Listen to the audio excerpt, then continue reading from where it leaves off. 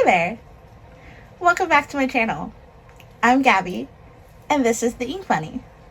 Welcome to October 1st. This is our October TBR announcement video. In October, we will be celebrating Halloween by reading 8 scary mystery thriller novels for the month. 2 of them will be buddy reads with other people, but the rest will be purely for my enjoyment. I'm going to give you the TBR list in this video, so that if you would like to follow along, just comment down below and let me know where you are. Let's get started. This -2 is the TBR for October. So let's get into it. The first one I want to talk about is called Man Fuck This House by Brian Asman. And the back states, Sabrina Haskin and her family has just moved into her new dream home, a gorgeous craftsman in the rapidly growing southwestern city of Jackson Hill. Sabrina's a bored and belligerent housemaker. Hal, a reverse mortgage salesman with a penchant for ill-timed sports analogies. Their 2 children, Damien and Michaela, are bright and precocious. At first glance, the house is perfect. But things aren't what they seem. Sabrina is hearing odd noises, seeing strange visions. Their neighbors are odd or absent. And Sabrina's already fraught relationship with her son is about to be tested in a way no parent could ever imagine.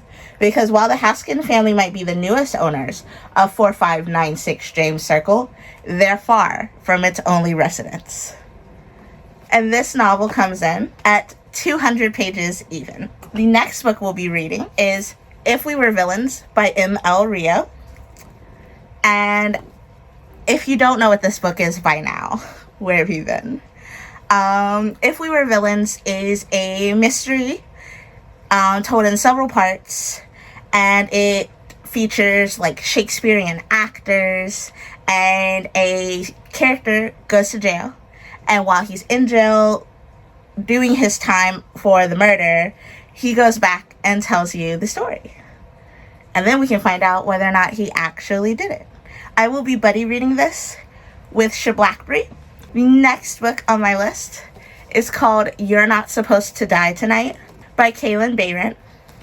This book comes in at 228 pages and is about it's a spine-tingling camp slasher with a cast of characters you can't help but root for. Charity has the summer job of her dreams, playing the final girl at Camp Mirror Lake. Guests pay to be scared in this full-contact terror game, as Charity and her summer crew recreate scenes from a classic slasher film, The Curse of Camp Mirror Lake. The more realistic the fear, the better for business.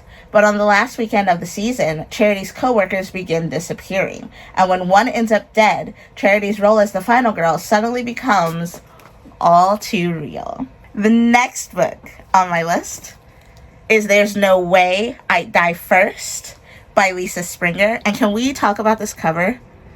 It's so gorgeous. And this like renaissance of Black people in horror lately. So excited. I also just started watching The Other Black Girl on Hulu. That first episode made me so mad, but I have to know what happened, so I will definitely be back. There's No Way I'd Die First by Lisa Springer is about 17-year-old Noelle Lane, who knows horror.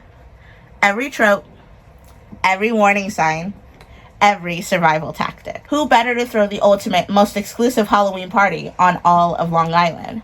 With some of the top influencers in her school on the guest list, including gorgeous singer-songwriter Archer Mitchell, her popularity is bound to spike. She could really use the social boost for an upcoming brand expansion. Nothing is going to ruin this party, except maybe the low-budget it clown she hired for a stirring round of tag. He acts as one of her classmates, and from the looks of his devilish grin and bag full of killer tricks, he's just getting started. A murderous clown is out for blood, but Noelle has been waiting her entire life to prove that she's a final girl. This book comes in at 284 pages. Next book on my list, I'll be reading by myself, Some Shall Break by Ellie Marnie. This is the sequel to None Shall Sleep, which I finished like a month and a half ago. This book is the reason that the sequels TBR that I'm completing in September existed. So this is the sequel to None Shall Sleep. 1982. New killer, same MO. After a harrowing encounter with juvenile sociopath Simon Gutmanson, junior FBI consultants Emma Lewis and Travis Bell went their separate ways. But the unit's latest case is feeling eerily familiar, and Kristen Gutmanson reaches out to Travis with a warning. Emma is in peril. With new evidence pointing to a copycat, Emma returns to Quantico and is thrown back into her past traumas. Compelled to prevent more tragedy, even if it means putting herself in danger, she looks to Simon once again. But can he be trusted to help stop the killer before time runs out for the next victims? I'm so excited! This one looks just as thick and comes in at 386 pages. The next book on our list is Curse of the Reaper by Brian McCauley. And there's just something so fun about slashers. They're like my favorite kind of horror, so I'm super excited for this. Scream meets The Shining. Yes, please. In this page-turning horror tale about an aging actor haunted by the slasher movie villain he brought to life. This comes in at 321 pages. Now, those are all of the books that I have physically, but there are still 2 more on the to-read list. The first one that I want to talk about is called Suddenly a Murder by Lauren Munoz, which is about a 1920s birthday party that suddenly becomes a murder mystery. Guests begin to perish, and I'm so excited to figure out who did it. Ooh, it has a lot of chapters in it. So I'm super excited about Suddenly a Murder. I put this on hold like several months ago, and then right before October hit, the hold came through, and I was like, absolutely, expeditiously, I need to read this. And I've been really proud of myself because it came in probably about a week ago, and I haven't touched it except to open it right now and show you the cover. So this will also be joining the list. The last book on our list has not arrived yet. It isn't published until October 3rd, and this is coming out on the 1st, so I still have to wait a little bit. But our last book is called Midnight is the Darkest Hour by Ashley Winstead, and it is a gothic southern thriller about a killer haunting a small Louisiana town where the outcasts hold the key to uncovering the truth. This will be a buddy read with the book girly. I'm so excited to devour another Ashley Winstead. Ever since I read In My Dreams I Hold a Knife, she has had me in an absolute chokehold. So these are the books that I plan on reading in the month of October. In the previous vlog, I talk about the honorable mentions. These are a lot of books. There's only 31 days in October, so to be quite frank, this TBR is a bit overzealous, but it would be really, really, really nice if I'm able to get through them all.